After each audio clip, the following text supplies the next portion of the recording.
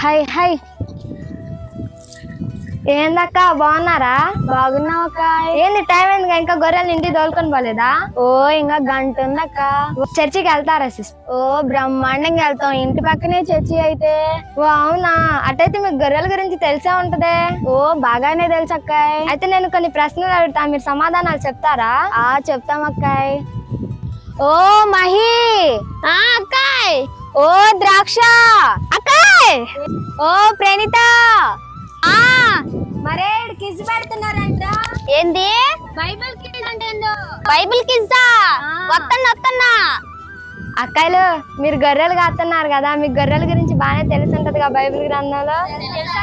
అయితే నేను క్వశ్చన్లు అడుగుతా, మీరు సమాధానాలు చెప్పండి. యాకోబు తన అన్న కోపము తగ్గించడానికి ఎన్ని గొర్రెలను పంపించాడు? 200 గొర్రెలు అక్కాయ్. ఓ కరెక్ట్ చెప్పారు సిస్టర్. రిఫరెన్స్ చెప్పండి. ఆదికాండము 32వ అధ్యాయము 13-14 వచనములు అక్కాయ్. భలే చెప్పారు సిస్టర్. అవును, బైబిల్ గ్రంథంలో గొర్రెల బొచ్చు కత్తిరించి దగ్గర జరిగిన హత్య ఎవరిది? ఓ అవును సిస్టర్. భలే చెప్పారు సిస్టర్. రిఫరెన్స్ చెప్పండి. 2 సమూయేలు గ్రంథం 13వ అధ్యాయం 23వ వచనం నుంచి 30వ వచనం వరకు సిస్టర్. భలే చెప్పారు అక్కాయ్. ఆన్సర్ కరెక్టే. అక్కాయలు మీరు ఈ గొర్రెలు కాస్తున్నారు కదా, మరి బైబిల్ గ్రంథంలో గొర్రెల కాపరులకు మూల పురుషుడు ఎవరు? అక్కాయ్ హేబేలే కదా అక్కాయ్. అవునక్కాయ్, రిఫరెన్స్ చెప్పండి. ఆదికాండము 4వ అధ్యాయము 1వ వచనం నుండి 5వ వచనం వరకు అక్కాయ్. ఒరే భలే చెప్పారు సిస్టర్. బైబిల్ గ్రంథంలో నల్ల గొర్రె పిల్లలు ఎవరి దగ్గర ఉన్నాయి చెప్పండి? లాబాను దగ్గర అక్కాయ్. అవునా, అయితే రిఫరెన్స్ చెప్పండి అక్కాయ్. ఆదికాండము 30వ అధ్యాయం 32వ వచనం అక్కాయ్. ఓ భలే చెప్పా అక్కాయ్. అవును అక్కాయలు, పాప పరిహారార్థ బలికి ఎలాంటి గొర్రెలను అర్పిస్తారు? గుర్తురాట్లేదు అక్కాయ్. విన్నా అక్కాయ్. అవునా, ఒకసారి గుర్తు తెచ్చుకోండి అక్కాయలు. ఆలోచించి చెల్లి, నువ్వు చెప్పగలవు. ఆలోచిస్తున్నా అక్కాయ్. అక్కాయ్ నిర్దోషమైన గొర్రె కదా అక్కాయ్. భలే చెప్పారు అక్కాయ్. ఆలోచించి రిఫరెన్స్ చెప్పండి. లేవ్యకాండము 4వ అధ్యాయము 34వ వచనమేనా అక్కాయ్. భలే చెప్పారు సిస్టర్. అక్కాయలు బైబిల్లో రక్తంతోనే గొర్రెలు తిన్నది ఎవరు? ఎవరై ఉంటారు అక్కాయ్? మీరు చదివేమంటారు అక్కాయలు? చదివేమంటారు? ఆలోచించుకొని చెప్పండి.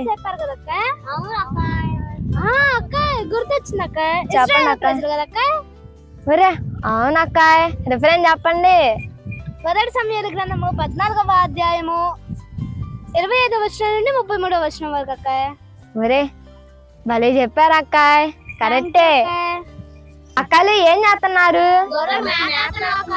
ఓ అలానా, అయితే బైబిల్ గ్రంథంలో గొర్రెలను నీళ్లు త్రాగకూడదని చెప్పిన రాజు ఎవరు? ఓ నేనువే పట్టణపు రాజు అక్కాయ్. భలే ఆలోచించి చెప్పారు అక్కాయ్. రిఫరెన్స్ చెప్పండి. రిఫరెన్స్ అక్కాయ్ యోనా గ్రంథము 2వ అధ్యాయము 8-9 వచనాలు అక్కాయ్. ఒరే కరెక్టే అక్కాయ్. భలే చెప్పారే. ఇంకొక్కటి అడుగుతాను అక్క, ఇంక మీరు ఎంచాక గొర్రెలను మేపుకొని వచ్చు. బైబిల్ గ్రంథంలో దేవాలయంలో ఉన్న గొర్రెలను తోలివేసింది ఎవరు? అంతేనా అక్కాయ్? మా అక్క చెప్పింది చూడండి. అవునక్కాయ్, మొన్న మా పాస్టర్ గారు కూడా చెప్పారు అక్కాయ్. అవునక్కాయ్. చెప్తా మర్చిపోతున్నా అక్కాయ్. యేసుక్రీస్తు వారు అక్కాయ్. ఓ భలే చెప్పారు అక్కాయ్. రిఫరెన్స్ చెప్పండి. యోహాను సువార్త అక్కాయ్. సువార్త కరెక్టే అక్కాయ్. అధ్యాయం వచనాలు చెప్పండి. మొదట్లోనే చెప్పారు అనుకుంటా అక్కాయ్ పాస్టర్ గారు. అవునక్కాయ్, అదే తడబడి పడుతున్నా అక్కాయ్, రావట్లేదు. ఆలోచించుకోండి అక్కాయ్, మీకు వస్తాయి గాని. అక్కాయ్ యోహాను సువార్త 2వ అధ్యాయం అక్కాయ్. వచనం చెప్పండి అక్కాయ్. వచనము 11వ వచనం నుండి 15వ వచనం వరకు అక్కాయ్. ఆలోచించినా భలే బాగా చెప్పారు అక్కాయ్. కరెక్టే అక్కాయ్. బైబిల్ గ్రంథంలో 14,000 గొర్రెలు ఉన్న వ్యక్తి ఎవరు? ఓ యోబు గారు. అవును సిస్టర్, రిఫరెన్స్ చెప్పండి. యోబు గ్రంథము 42వ అధ్యాయము 12వ వచనం. ఓ వెరీ గుడ్ సిస్టర్, బాగా ఆలోచించి చెప్పారు.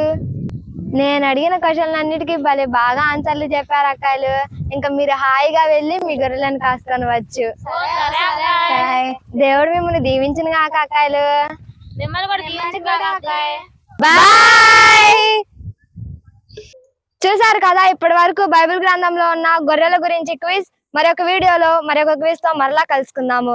మరి ఇలాంటి వీడియోస్ ఈ ఛానల్లో వస్తాయి కాబట్టి ఈ ఛానల్ ను సబ్స్క్రైబ్ చేసుకోండి. అనేకులకు ఈ వీడియోలను షేర్ చేయండి. మీ అందరికీ మా వందనములు.